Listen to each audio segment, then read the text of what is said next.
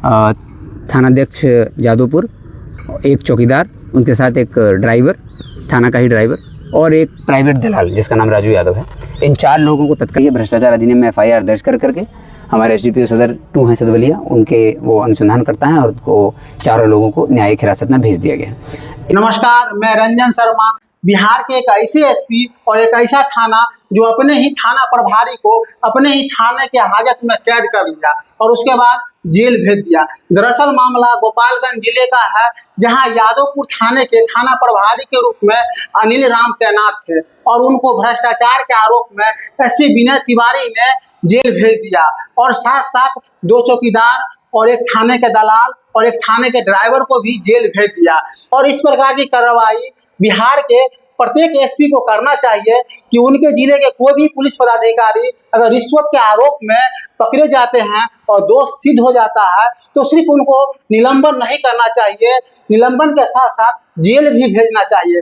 जो है 8 जुलाई को जादवपुर थाना अंतर्गत गांजे की एक रेड हुई थी, जिसमें से गांजा भी बरामद हुआ था और कुछ अभियुक्त भी पकड़े गए थे। उसी दौरान कुछ निर्दोष लोगों को भी पकड़ के लाया गया था। उनसे पूछताछ हुई, पूछताछ में स्पष्ट भी हुआ था कि वो लोग निर्दोष हैं।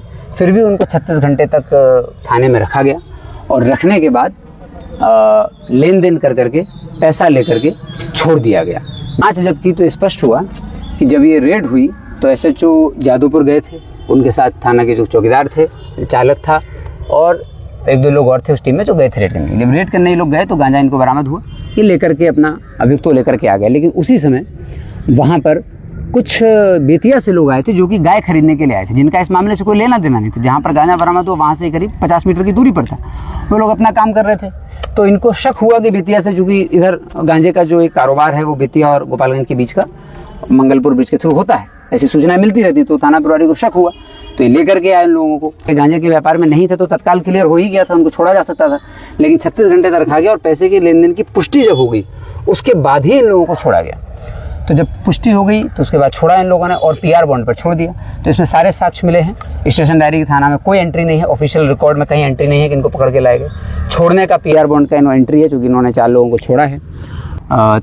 थानाध्यक्ष जादवपुर, एक चौकीदार, उनके साथ एक ड्राइवर, थाना का ही ड्राइवर, और एक प्राइवेट दलाल जिसका नाम राजू यादव है।